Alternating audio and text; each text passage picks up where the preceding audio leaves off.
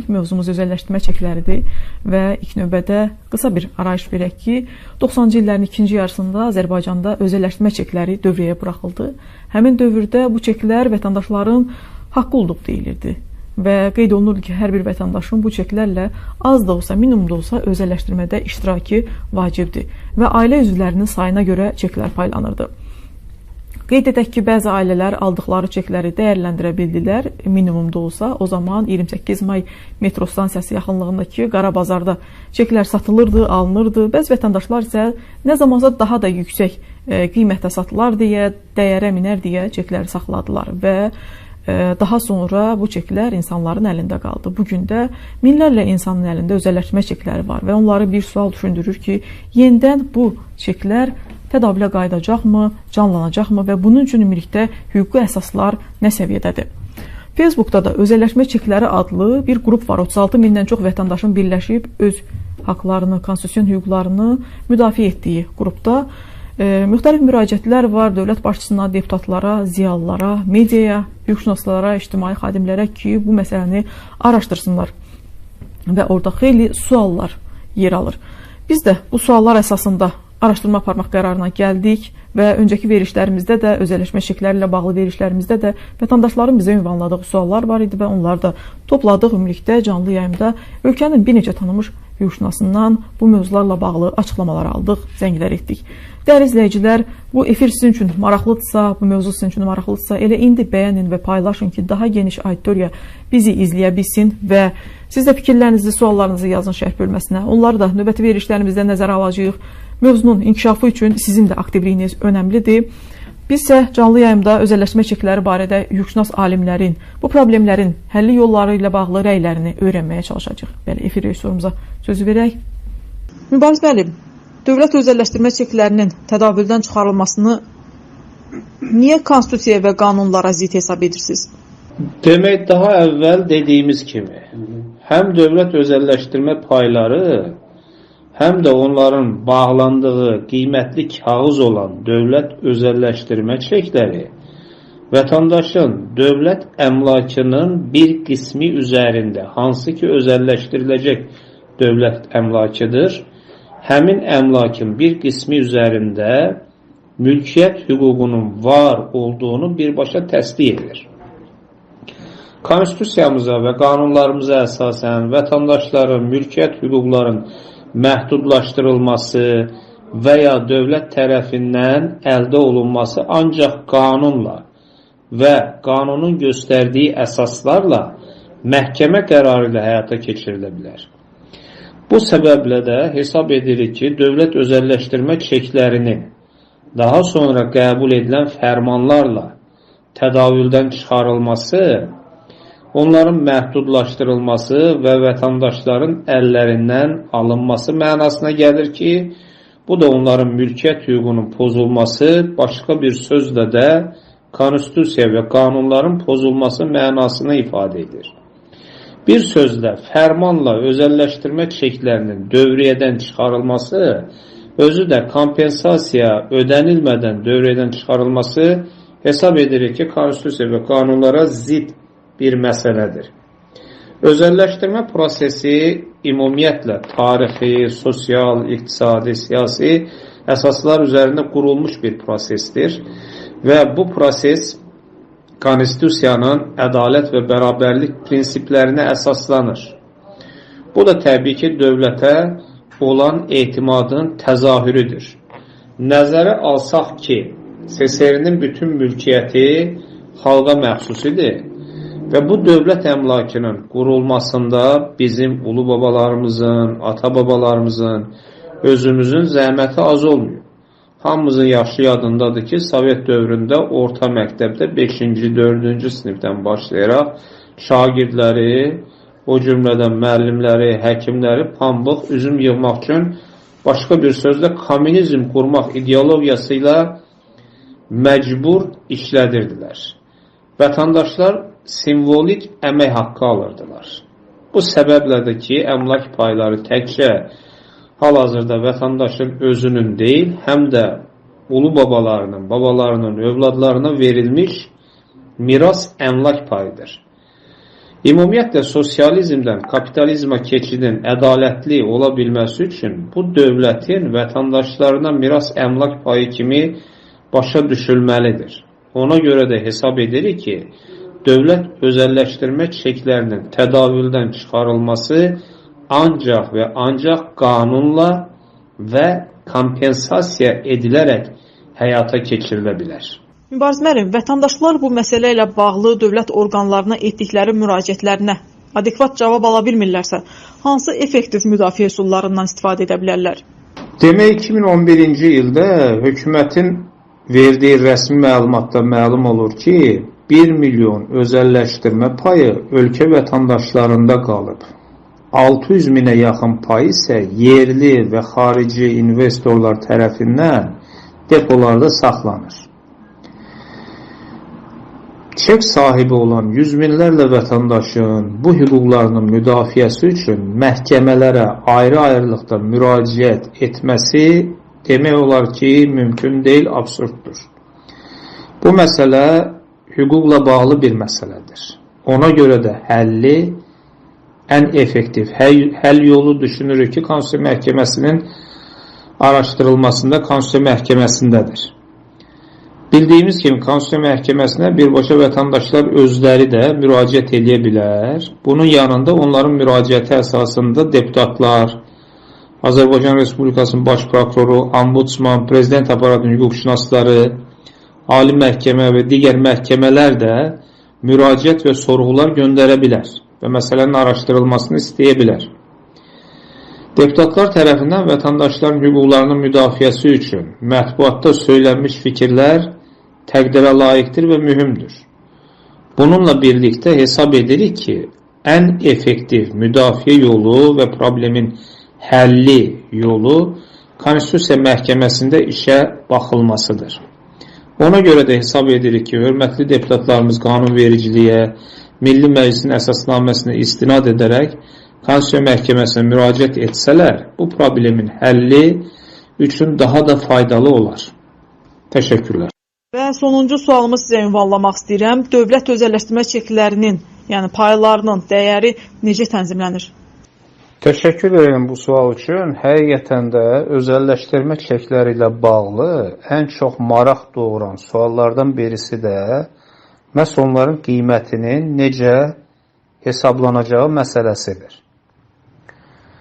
Yəni, birbaşa demək lazımdır ki, qanunda özəlləşdirmə çeklərinin nominal dəyəri birbaşa tənzimlənməyib.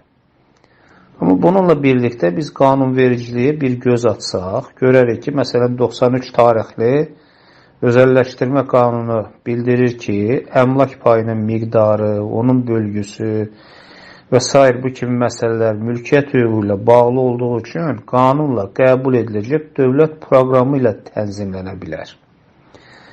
Həmin dövlət proqramında həm də özəlləşdiriləcək bütün orta və iri müəssisələrin, yəni dövlət əmlakının ən azı 65%-nin ölkə vətəndaşlarına qanunla qoyulmuş qaydalar əsasında əmlak payı olaraq verilməsi bir dövlət öhdəliyi kimi nəzərdə tutulur. Bu əmlak payının dövlət özəlləşdirmə çeklərlə vətəndaşlara verilməsi qərarı alınıb, yəni. Dövlət qiymətli kağız olan özəlləşdirmə çekləri birincili olaraq yerləşdiriləndən sonra, yəni vətəndaşlara verildikdən sonra özəlləşdiriləcək dövlət payı üzərindəki mülkiyyət hüququ ilə birlikdə digər bütün hüquqlar da vətəndaşlara keçmiş sayılır. Bütün bunlara baxmayaraq, qanunda özəlləşdirmə çeklərinin nominal dəyəri birbaşa ifadə olunmayıb. Yəni, bu bir mənalıdır. Ancaq Əmlak Komitəsinin 222 sayılı bir əmri var. Həmin əmrdə məlum olur ki, bir paya düşən əmlak dəyəri ən azı 2000 Amerika Birləşmiş Ştatları dollardır. Qeyd etmək lazımdır ki, qanunda göstərilən qaydaya və öhdəliyə əsasən əmlak payının dəyəri inflyasiyadan qorunan dəyərdir. Bu dəyər çekin nominal dəyəri də olmayıb, əmlak payının real dəyəridir və ona görə də hal-hazırda həmin dəyər 5-10 dəfə yüksəkdir deyə bilərik. 25 il vaxt keçdiyi üçün yeni nominal dəyər qanunla qoyulmuş qaydaya uyğun olaraq hesablana bilər. Hətta bu hesablanmalıdır. Məhz Nazirlər Kabinetinin 8 fevral 2018-ci il tarixli 39 nömrəli qərarı ilə təsdiqlənmiş Azərbaycan Respublikasında ticarət, ictimai yaşayış, məişət və digər növ xidmət qaydalarından məlum olur ki, xarici valyutanın və qiymətli kağızların, səhmlər, istiqrazlar, dövlət özəlləşdirmə çekləri və sairinin alqı-satqısı qanunla tənzimlənir.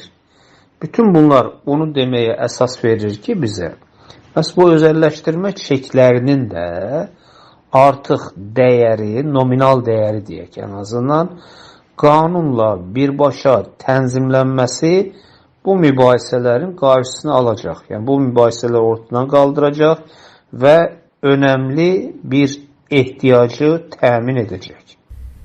Dəyərli izləyicilər, Mübariz müəllimin fikirlərini eşitdiniz, xeyli ətraflı şərh etdi və onun araşdırmasından, hüquqi faktlarından məlum olur ki, özəlləşdirmə çekləri fərmanla dövriyyədən çıxarılarsa, bu konstitusiya və qanunların pozulmasıdır. Bu sizin vətəndaşların miras əmlak payıdır, özəlləşdirmə çekləri, dəyərli tamaşaçılar, və tam aydın olur ki, dövriyyədən çıxarma da ancaq qanunla ola bilər və ya kompensasiyanın ödənilməsi ilə də mümkün ola bilər. Bu isə o deməkdir ki, dövlət vətəndaşlara məxsus əmlakı özəlləşdirərkən, satarkən 65%lik əmlak payını pulla satması, vətəndaşlara kompensasiya ödəmədən satması konstitusiya və qanunlara ziddir. Daha bir açıqlamamız olacaq, dəyərli izləyicilər. Bakı Dövlət Universitetinin Hüquq Fakültəsinin Konstitusiya Hüququ kafedrasının professoru, hüquq üzrə elmlər doktoru, Sirus Vəkil Bürosunun müdiri Subhan Əliyevdən açıqlama almışıq və o, özəlləşdirmədə xarici təcrübə və Azərbaycandakı özəlləşdirmə prosesindəki hüquqi problemlər barədə bizə danışıb. Buyurun, izləyin. Özəlləşdirmə çekləri ilə bağlı xarici ölkə təcrübəsi və kompensasiya barədə fikirlərimi belə bildirə bilərəm ki, özəlləşdirmə çekləri ilə bağlı xarici ölkə təcrübəsini müəyyən etmək üçün biz postsovet məkanında çeklər ilə həyat keçirilmiş özəlləşdirmə prosesinə baxmalıyıq. Məsələn, Rusiyada özəlləşdirmə zamanı vətəndaşlara paylanan voucherlərin nominal dəyəri 10.000 manat rubl qoyulmuşdur və banklarda bu pul ilə əvəzlənə bilərdi. Həmin dövrdə 10.000 rubla bankda dəyişdirərək bir avtomobil əldə mümkün idi. Lakin 2 ay müddətində güclü inflyasiya nəticəsində 10.000 rubla maşının təkəri düşürdü. Çünki onların qəbul etdiyi qanunda bu dəyərin inflyasiyada qorunması nəzərdə tutulmurdu. Pribaltika ölkələrində isə özəlləşdirmə zamanı qəbul edilən qanunların və onların icrasını tam olaraq vətəndaşların xeyrinə olduğu hamıya məlumdur. Belarusiyada özəlləşdirmə bizdən əvvəl başlandı və bu gün də davam edilir. Orada vətəndaşlara 2 cür voucher verilirdi. Birincisi torpaq və ev almaq üçün, digəri isə müəssisələrdən pay almaq üçün. Hal-hazırda banklarda 300-ə yaxın səhmdar cəmiyyətin səhmləri vətəndaşlar üçün təklif olunur. Gəlirliyi aşağı olan müəssisələrin alınmasında imtina edən vətəndaşlar özəlləşmə prosesi başçısında qanuna qoyulmuş qayda əsasında kompensasiya alacaqlar. Mülkiyyət qəzetində yayılan məlumatdan məlum olur ki, İsraildə dövlət bankı özəlləşdirən zaman onun bütün səhmləri ancaq İsrail vətəndaşlarına əvəzsiz olaraq bərabər paylanmışdır. Xarici sərmayəçilər ancaq ikinci bazarda olan səhmləri vətəndaşlardan ala bilərdi. Ulu öndər Heydər Əliyevin uzaq görən siyasət nəticəsində Azərbaycanda özəlləşdirmə başlamamışdan əvvəl xarici təcrübənin negativ halları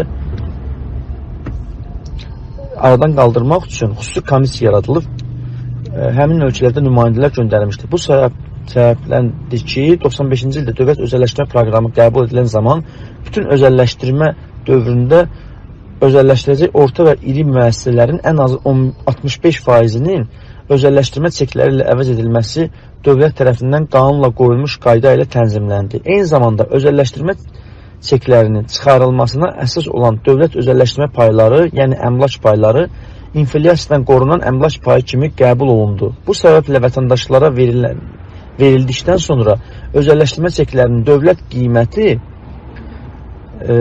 qiymətli kağızı olan birinci yerləşdirdiyi hesab olunur.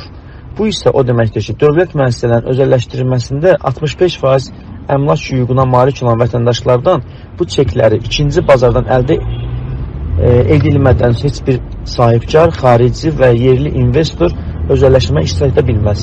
Həmin 65%lik hissə sahibkar, xarici və ya yerli investor tərəfindən pul ilə əldə olunsa da, bu durum konstitusiyanın və qanunların pozulması hesab olunur. Yəni, qanunda istər xarici və yerli investor ancaq və ancaq vətəndaşlarda olan paylarını almaqla, yəni dövlətin birinci olaraq yerləşdirdiyi çekləri almaqla özəlləşdirmədə iştirak edə bilər. Başqa qaydalar vətəndaşların hüquqlarının pozulmasıdır. Dövlət ancaq ona məxsus olan 35%-i pulla sata bilər. Heç kim konstitusiyaya zidd olaraq qanunla özəlləşdirmə çekləri verilən zaman vətəndaşlara verilən hüquqları, dövlət öhdəliklərini, qanunla qoyulmuş qaydaları, istər dövrdən çıxarılan qaydasını, istər çeklərlə inflyasiyadan qorunan əmlak payının ekvivalentini, dəyəri qiymətini həm də qanunla öhdəlik kimi vəd edilmiş orta və ya iri müəssisələrin 65%lik əmlakını qanundan aşağı qüvvəli qanunverici aktları ilə poza bilməz. Belə, dəyərli izləyicilər, Sübhan müəllimin də fikirlərini, şərhini izlədiniz və qeyd edim ki, efirimizi elə indi bəyənin, paylaşın ki, daha geniş auditoriyaya çatımlı ola bilək. Deməli, dəyərli tamaşaçılar, 12 ildir ki, orta və iri müəssisələrin 65%lik özəlləşdirilməsi çeklərsiz aparılır və bu, qeyd etdiyimiz kimi, konstitusiya və qanunlara zidd hesab oluna bilər. Çünki bu həm xarici, həm də yerli investorlar üçün gələcəkdə böyük problemlər yarada bilər, həm də ölkədəki narazılığı, sosial gərginliyi artıra bilər. Hüquqşünas alimlərin söylədiklərindən də məlum olur ki, qanunla qoyulmuş qaydalara əsasən yeni nominal qiymətlərin təyin edilməsi gələcəkdə özəlləşdiriləcək bütün orta və iri müəssisələrin 65%lik hissəsinin bugünkü real dəyərinin tədavül dövründə istifadə olunmayan özəlləşdirmə paylarına, yəni 1.600.000-ə bölünməsi ilə hesablanmalıdır. Belə ki, bu da 25 ildə olan inflyasiyanı əgər nəzərə alsaq, bir əmlak payının, yəni 4 çekə düşəcək dövlət əmlak payının nominal qiymətinin ən azı $20.000 əmlak ekvivalentində olması deməkdir. Daha bir açıqlamamız olacaq, dəyərli tamaşaçılar. Bakı Dövlət Universitetinin Hüquq Fakültəsinin dosenti, hüquq üzrə doktor AMEA Vəkil Bürosunun müdiri Sərvər Süleymanlı. Sərvər müəllim dövlət özəlləşdirmə çekləri və payları ilə bağlı fikirlərini bizimlə bölüşüb, izləyək. Deməli, bu məsələ açığı uzun müddətdir ki, çox təəssüf ki, problem olaraq qalır. Bəzən də baxırıq ki, mətbuatda bu məsələyə səthi olaraq işin mahiyyətinə varmadan elə ümumi qaydada tənqidi və məsuliyyətsizcə fikirlər bildirilir və çox təəssüf ki, bu fikirlər bəzən hüquqşünaslar tərəfindən irəli sürülür. Amma elə bilirəm ki, o məsələyə onlar kifayət qədər işin mahiyyətinə tanış olmadan, onun baxımdan hüquqi təhlil aparmadan deyirlər. Amma bir də var ki, ümumiyyətlə hüquqşünas olmayanlar da bu məsələdə belə deyək, fikirlər bildirirlər və əksər halda da fikirlərin hüquqla və qanunla və işin mahiyyətinin heç bir əlaqəsi olmayacaq şəkildədir. Sırf sadəcə belə öz mülahizələrini hüquqi təmələ söykənmədən hüquqi məsələdə bildirirlər. Amma bununla bağlı, onu da deyim ki, amma düzgün mövqelərdə qoyulur, bu mətbuatda da zaman-zaman işıqlandırılır. Burada əvvəla onu nəzərə almaq lazımdır ki, bu dövlət özəlləşdirmə paylarıdır və bunlar çıxarılaraq vətəndaşlara dövlət əmlakının bir hissəsi olaraq verilmişdir. Yəni, çünki Sovet hökuməti dövründə xalqın əmlakı sayılırdı. Hər şey dövlətə verilmiş ki, bu nəticədə heç kimin şəxsi olmasın, hamısı ümumi xalqındır və xalqın da bu sərvəti dövlət tərəfindən idarə olunur. Amma nə var ki, artıq sosializm quruluşu çıxdıqdan sonra artıq bu əmlak, yəni xalqın özünə bir növ qaytarılırdı. Və o əslində o nöqteyi nəzərdən tam da düzdür, əvəzsiz də deyilir, amma bir növ baxanda əslində əvəzsiz deyildi. Onsuz xalqın əmlakı idi. İndi xalqın arasında təkərən onlara o paylar şəklində verilir. Və burada dolayısıyla da bu əslində bir mülkiyyətdir. Bunun onsuz da özəlləşdirmə çekinin özündə də bu açıqca ifadədə olunur. Yəni, burada vətəndaşlar mülkiyyət hüquqları, bu əmlak payı vardır və bunun qiyməti kağız olan dövlət özəlləşmə çeklərinə bu əks elətdirdi. Orada etibar olundu. Bunda səbəb oydu ki, o bir əmlak haqqı deyək, o əmlak mənafeyini rahatlıqla tədavülünü asanlaşdırmaq, yəni bir növ mülkiyyətçilərin mülkiyyət predmetindən istifadəni və onunla bağlı əməliyyatlarını asanlaşdırmaq üçün bu dövlət özəlləşmə çeklərinə bağlanmışdır. İndi sual olunur ki, vətəndaşlara dövlət özəlləşmə payla verilmiş mülkiyyət hüququnun aqibəti necə oldu? Bu suala indi heç kim cavab verə bilmir. Halbuki bu mülkiyyətdir və təminat altına alınmış bir hüquqdur. Bu nəticə etibarilə vətəndaşların hal-hazırda hələ də o hüquqları təmin edilməmiş vəziyyətdə qalır. Dəyərli izləyicilər, daha bir şərh izlədiniz və qeyd edim ki, bir daha diqqətinizə çatdırıram. Vətəndaşlara verilən dövlət əmlak payı əslində vətəndaşların öz halal mülkiyyət payıdır və bayaq da qeyd etdik, ümumiyyətlə bizim ata-babalarımızın zəhməti hesabına zamanında yaradılmış mülkiyyətdən düşən miras əmlak payıdır həm də. Biz deputatlardan da, dövlət qurumlarından da bu hüquqi problemə və hüquqşünas alimlərin fikirlərinə, münasibətlərini öyrənmək üçün media qurumlarına da müraciət edirik ki, vətəndaşlara dəstək olsunlar, araşdırma aparsınlar bu mövzuda. Çünki bu məsələ açıq olaraq qalır uzun illərdir. Özəlləşdirmə çekləri ilə bağlı mövzuya tam olaraq aydınlıq gətirilmir və elə indi bir daha sizdən ricam odur ki, efirimizi bəyənin, paylaşın, daha geniş auditoriya bu mövzunu izləyə bilsin. Xüsusən də əlində özəlləşdirmə çekləri olanlar verişimizin davamını diqqətlə izləsinlər. Daha bir açıqlamanı bizə Yeni Azərbaycan Partiyasının üzvü, sabiq millət vəkili və Demokratiya və İnsan Hüquqları Komitəsinin sədri olmuş, hüquq üzrə fəlsəfə doktoru olan Çingiz Qənizadədir və Çingiz müəllim özəlləşdirmə çekləri barədə hüquq və qanun pozuntuları ilə əlaqəli fikirlərini bizimlə bölüşüb. İndi Çingiz müəllimin fikirlərini dinləyək. Bilirsinizmi xanım, vermiş olduğunuz sual çox aktual bir məsələdir. Vətəndaş münasibətləri məsələsidir. Dövlətə və qanuna vətəndaşların və xarici investorların inamı məsələsidir. Heç vaxt qanunun aliliyinin pozulmasına yol vermək olmaz. Bir hüquq qanunla verilibsə və konstitusiyaya zidd deyilsə, necə bu qanunu pozmaq olar? Artıq özəlləşdirmə çekləri barədə olan hüquqi problemlər çoxsaylı hüquqşünaslar, alimlər tərəfindən elmi və praktik tərəfdən araşdırılıb. Qanun jurnalında və mətbuatda bu barədə çoxsaylı məqalələr yazılıb. İnanıram ki, tez bir zamanda Prezident aparatındakı hüquqşünaslar və deputatlar Konstitusiya Məhkəməsinə müraciət edərək qanunvericiliyimizə kölgə salan bu problemin aradan qaldırılmasına maraqlı olacaqlar. Mənim isə vətəndaşlara tövsiyəm yalnız bundan ibarət ola bilər ki, özəlləşdirmə çeklərini satmayın. Bunlar qanunla qüvvədə olan dövlət qiymətli kağızıdır. Çingiz Qənizadəyə də fikirləri üçün təşəkkür edirik dəyərli izləyicilər və müxtəlif rəyləri siz bizdən eşitdiniz. Özəlləşdirmə çekləri olanlar, əgər siz də problemlərinizin ictimailəşməsini istəyirsinizsə, tez bir zamanda bu məsələnin həllini tapmasını istəyirsinizsə, bizim verişimizi paylaşın ki, ətrafınızdakı insanlar da, qohumlarınız, dostlarınız, iş yoldaşlarınız əgər çekləri varsa satmasınlar və eyni zamanda bizim hüquqşünasların fikirləri ilə bağlı şərh bölməsində siz də rəyinizi yazın, göndərin bizə və onu da növbəti verişlərimizdə dəyərləndirəcəyik. Çekləriniz varmı? Bu fikirləri necə dəyərləndirirsiniz və doğru hesab edirsinizmi? Sizin mülahizələriniz nələrdir? Qeyd edim ki, daha bir hüquqi açıqlamanı bizə Azərbaycan Respublikası Vəkillər Kollegiyasının üzvü, eyni zamanda Prospekt Vəkil Bürosunun müdiri Həbib Əliyev verib. Həbib müəllimə sualımız bu oldu ki, ümumiyyətlə bugün özəlləşmə çeklərinin alqı-satqısı hüquq və qanuna uyğundurmu, düzgündürmü, nə dərəcədə düzgündür və Həbib müəllim sualımızı belə cavablandırıb, onun çıxışını izləyək.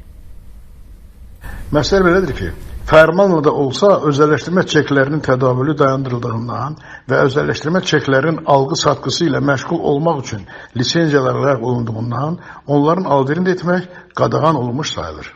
Ancaq bir əşya kimi kiminsə öz çekini satması və ya kiminsə ancaq özü üçün, yəni satmaq məqsədi olmadan alması qanunla yol veriləndir, yəni qanunla qadağan olunmamışdır. Konstitusiya isə Bu əməli, yəni qanunla birbaşa qadağa qoyulmayan əməli hər bir vətəndaşın öz hüququ sayır. Mən bir hüquqşünas kimi vətəndaşların tez bir zamanda sevindirici xəbər alacağına inanıram. Bu səbəbdən heç kimin 25 ildir ümidlə saxladıqları özəlləşdirmə çeklərini satmağı tövsiyə etmirəm. Dəyərli izləyicilər, efirimiz davam edir və siz hüquqşünaslarımızın fikirlərini izləyirsiniz. Bunlar hamısı özəlləşdirmə çekləri ilə bağlı hüquqi problemlərə aydınlıq gətirirlər. Daha bir açıqlamamız olacaq dəyərli izləyicilər. Vəkillər kollegiyasının üzvü Asif Məmmədovdan açıqlama almışıq və Asif müəllimə sualımız oldu ki, hal-hazırda hələ də qüvvədə olan ixtisaslaşmış çek investisiya fondları haqqında əsasnamənin təsdiq edilməsi barədə Azərbaycan Respublikası Prezidenti Ulu Öndər Heydər Əliyev tərəfindən 14 may 1997-ci il tarixli 579 saylı fərmana və həmin əsasnamədə dəyişiklik edilməsi barədə Azərbaycan Respublikası Prezidenti İlham Əliyevin 22 dekabr 2014-cü il tarixli 426 saylı fərmana əsaslanaraq demək olarmı ki, dövlət özəlləşmə çekləri hələ də qüvvədə və dövriyyədədir? Bu sualı bir daha qeyd edirəm, Vəkillər Kollegiyasının üzvü Asif Məmmədov cavablandırdı və onun biz şərhini də izləyək. Bu məsələ barədə hesab edirik ki, normativ hüquq aktları haqqında nəzəriyyəyə görə verilmiş bir hüquq ləğv edildiyi zaman həmin hüququ tənzimləyən normativ hüquq aktlarda bundan sonra hər hansı bir dəyişiklik edilməz. Çünki o artıq o hüququn qüvvədən düşdüyü hesab olunur.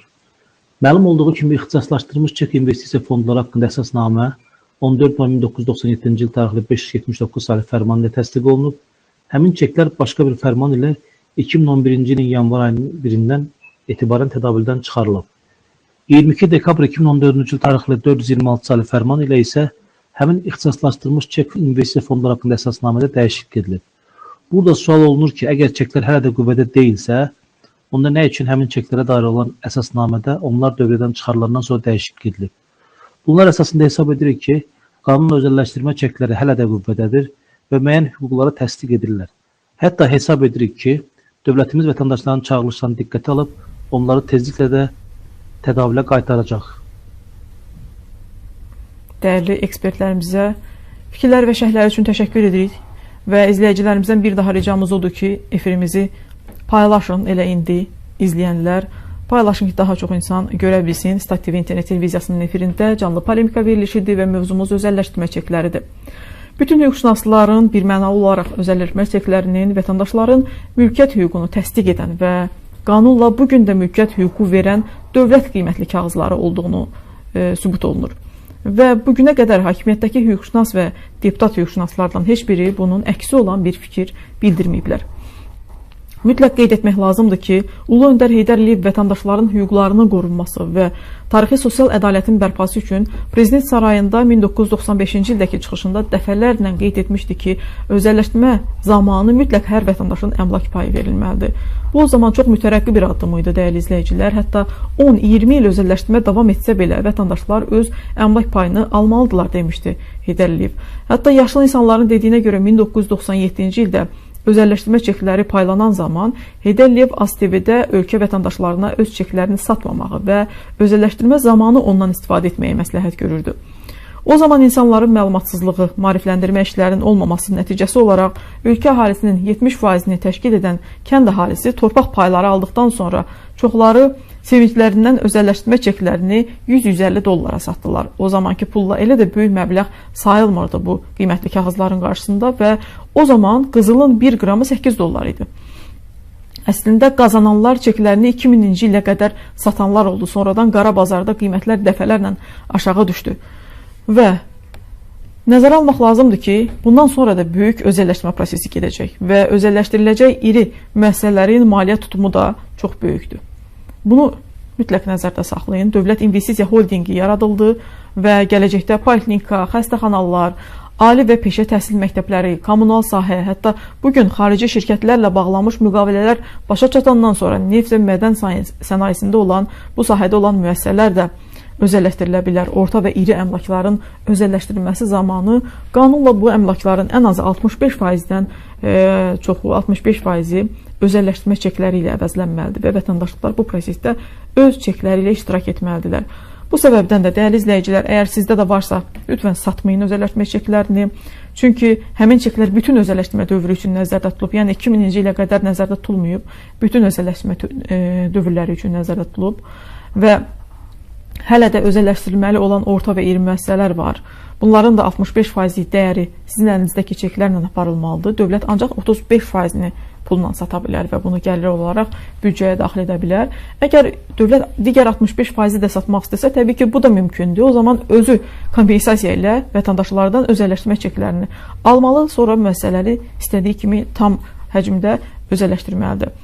Həmçinin də əgər xarici və yerli sahibkarlar, investorlar iri və orta müəssisələri özəlləşdirmək istəyirlərsə, bu zaman onlar ikincili bazarda vətəndaşlardan özəlləşmə çeklərini alacaqlar, sonra prosesdə iştirak edəcəklər. Bu məsələ belədir. Sizin də fikirlərinizi və rəylərinizi gözləyirik. Bizim şərh bölməsində hüquqşünaslarımızın fikirlərini də izlədiniz və əllərində özəlləşmə çekləri olanlardan onun satmamasını hüquqşünaslar da rica edir, məsləhət görmürlər. Çünki bu məsələ yenidən gündəmə gələcək və vətəndaşlar özlərinin miras əmlak payının özəlləşdirilməsində iştirak edəcəklər, əgər çeklər yenidən tədavülə buraxılarsa. Bu qədər dəyərli izləyicilər, növbəti verişlərimiz də olacaq bu haqda və bu mövzunu gündəmdə saxlamağa çalışacağıq. Bizi izləyənlər bəyənib əslində bir çıxış hazırlamışam və o çıxış etmək imkanım olmayıb. Mən bunu parlamentin tribunasından səsləndirmək istəyirəm. Hal-hazırda mənim də 7 özəlləşdirmə çekim var və birini 120 dollar almışdım. Bunu almışam 98-99-cu ildə, bu illəri almışım. Aldığım əmək haqqını aparaq verildim ona, aldım. Ki bu bahalaşır, mən də buradan qabağa düşüb. Təbii ki, nəinki qabağa düşmək, ziyana düşür.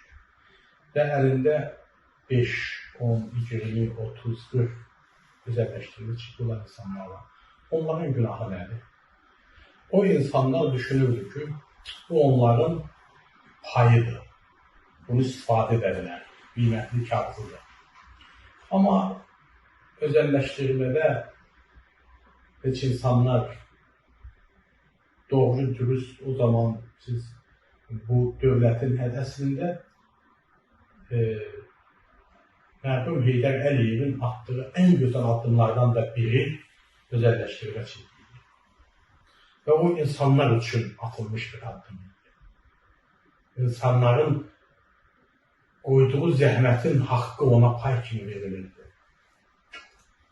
Amma bir çox insanlar heç onun fəlsəfəsini də düzgün anlamadı, tez satdılar, bir çox mühtəkirlər ortaya girdilər. Yəni də belə də yenə də onunla o fərasətlər, qabağa düşənlər və o işin arxasında dayanan bilən dövlət məmurları, o məmurlar və onlara yaxın adamlar yararlandılar. Özəlləşdirmə çeki ilə dövlətin varlı dövlətini talan elədilər. O qədər milyonerlər, milyarderlər oldu ki, milyardlar qazananlar oldu. Dəyər dəyməzinə özəlləşdirdilər hər bir şeyi. Bazar qiyməti 1000 manat özəlləşdirdilər 10 qəpiyə. Satdılar, sonra milyonlara. Kim etdi bunu? Və insanlar qaldı ki, nədir? İnsanların əlində özəlləşdirmə çekləri qalıb.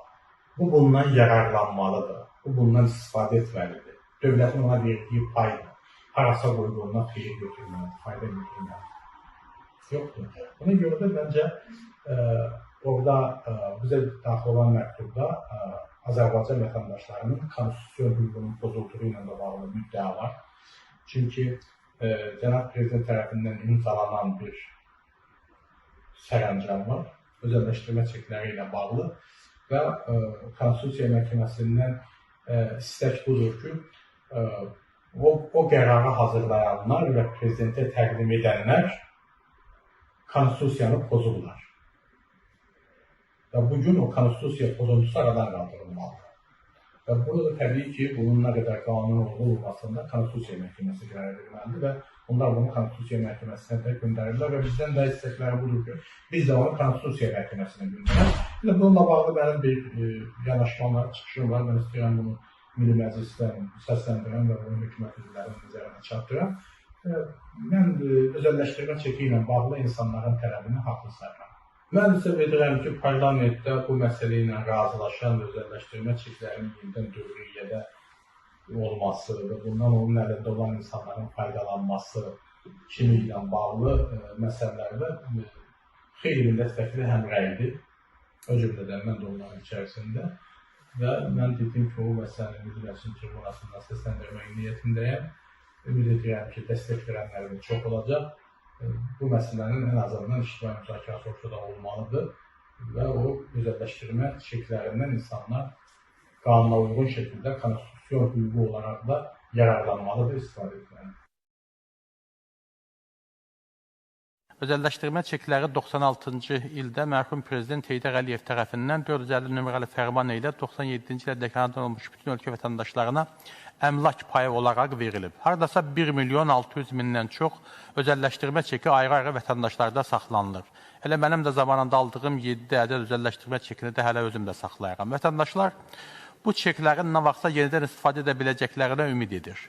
Proses ona gedir ki, bu məsələ get-gedə sıradan çıxır. Özəlləşmənin məqsədi vətəndaşlara da mülkiyyət, müxtəlif müəssisələrdə payçı etmək olub. Proses çox gözəl başladı və verilən fərman da vətəndaşların xeyrinə idi. Amma həyata keçirilən zaman vətəndaşlar heç bir xeyrini görmədi, düzünü desək. Özəlləşdirmə prosesi ayrı-ayrı şəxslərin müxtəlif maxinasiyalarla birdən-birə varlanmasına səbəb oldu. Dövlət özəlləşdirmə çekləri sahəsində vətəndaşlar qarşısında olan borcunu yerinə yetirə bilməyib və bunu boynumuza almalıyıq. Özəlləşdirmə çekləri ilə bağlı sosial şəbəkələrdə müxtəlif platformalar var və elə ilk gündən mən də onların üzvüyəm və məlumatlı qalıram. İnsanlar haqlı olaraq narahatdır və dəfələrlə müxtəlif instansiyalara müraciət edir. Amma onların səsinə səs verən yoxdur. Çek sahibləri bir neçə maddə üzrə konstitusiya hüquqlarının pozulmasını deyir və bunu əsaslandırıb. Konstitusiya məhkəməsinə də məktub ünvanlanıb. Analoji məktublar bir neçə millət vəkili tərəfindən eyni quruma da ünvanlanıb. Amma bu şəkildə problemin həlli hələ ki mümkün görünmür.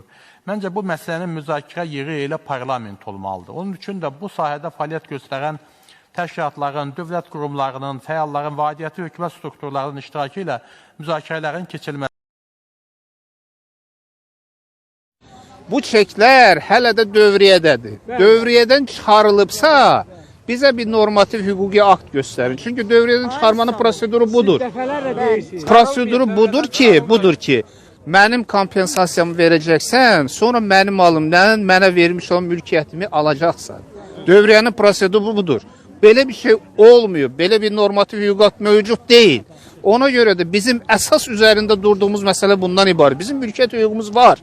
Bu mülkiyyət hüququmuzu alırsınızsa qarşılığını ödəyin. Biz başqa bir şey istəmirik. Bir sual vermək zamanında o çekləri olan şəxslər səhm qoyaraq müxtəlif belə zavod ya fabrik və yaxud da hansısa şirkətlər, müəssisələrdə səhm sahibi olublar. Amma sonradan həmin o səhmlərdən heç bir faiz götürməyiblər. Bəs o səhmlərin taleyi necə olacaq? O səhmlərə girmək istəmirəm. Bizim işimiz hal-hazırda dövlət özəlləşdirmə payları və çekləridir. O ikinci mərhələdir. O bizə aid deyil hal-hazırda. Özəlləşdirmə paylarının qiyməti nə qədər? Kompensasiya olması qiyməti dövlət hesabı. Biz onu deyirik də, hesablayın deyirik. Bu ekspertlərinizi təyin edin, bunun qiymətini hesablayın ki, bizim qiymət ödəyəsiniz. Yəni bizim təxmini düşüncəmiz 40 mindir, 100 mindir, 50 mindir. Belə bir şey təxmin edirik biz sadəcə. Bu dəqiq bir şey deyil. Amma mən deyirəm ki, dövlət mütəxəssis təyin eləsin, ekspert qrupları formalaşdırsın, bunları hesablasın. Məsələ budur. Bugün bir dəqiqə üzümü sayın. Ben Naxçıvan bir dəqiqə. Buyurun. Şəhid oğul anlatıyım qayrımı. Bundan içində gəlmişəm. Birinci gəlmişəm bir kimliyimi üzünü çıxardıb vermişəm ora. Orada yazmamışam şəhid anasıyam. Ora vermişəm. İkinci də gəldim gecə Dubinka ilə cəmaatı çıxartdılar, yola itirdim. Bu da üçüncü dəfə gəlmişəm Naxçıvandan. Nə olacaq bunun axırı? Axırını əslində dedim. Heydər Əliyevin Allah ruhunu şad eləsin. Ulu Öndər Allah rəhmət eləsin Heydər Əliyev. Həqiqətən Allah prezidentimizə can sağlığı versin. Həqiqətən də bu işlər mən inanıram ki, prezidentimiz təmin edir. İnşallah. Mən ona güvənirəm. Vətəndaşları ən çox narahat edən məsələlərdən biri də dövlət özəlləşdirmə paylarının qiymətidir. Bununla bağlı qeyd etməliyəm ki, birincisi, dövlət özəlləşdirmə payları qanunla verilib və qanunla dəyəri maddi ekvivalentə bağlandığından və inflyasiyadan qorunduğundan qanunun qoyduğu qaydaya uyğun olaraq təxmini hesablamalara görə bugün üçün hesab edirik ki, ən azı 40.000 manat səhm payı ilə eyni ekvivalentdədir. Çünki 1997-ci ildə Əmlak Komitəsinin 222 nömrəli əmrində olan hesablamada hər dövlət özəlləşdirmə payının dəyəri ən azı 2000 Amerika Birləşmiş Ştatları dolları olduğu bildirilmişdir. 28 ildə ən azı 10 dəfə inflyasiya olduğunu nəzərə alsaq, deməli, hər dövlət özəlləşdirmə payının dəyəri ən azı 20.000 Amerika Birləşmiş Ştatları dolları əmlak ekvivalenti dəyərindədir. İkincisi, əgər qanunlara uyğun düzgün hesablamalar aparılarsa, Ulu Öndər Heydər Əliyevin imzaladığı qanunla bütün özəlləşdiriləcək orta və iri müəssisələrin əmlak dəyərinin ən azı 65%-i dövlət özəlləşdirmə çekləri ilə aparılmalı idi. Gec və ya tez, gələcəkdə özəlləşdirilməsi nəzərdə tutulan bütün dövlət müəssisələrinin investisiya holdinglərində olan onlarla dövlət müəssisələrinin, o cümlədən bankların, Azerselin və s. bu kimi orta və iri müəssisələrin, eyni zamanda xarici və yerli şirkətlərə icarəyə verilmiş, gələcəkdə özəlləşdirilə biləcək neft sənayesi, çünki cəmi 10%-i SOCAR-a aiddir, digərləri isə icarədədir. Və həm də mədən sənayesi, xəstəxana, poliklinikalar, ali və peşə təhsil müəssisələri, mənzil istismar sahələri və s. nəzərə alsaq, bu zaman hər dövlət özəlləşdirmə payının əmlak ekvivalent dəyəri bəlkə də 200.000 manat hesablana bilər.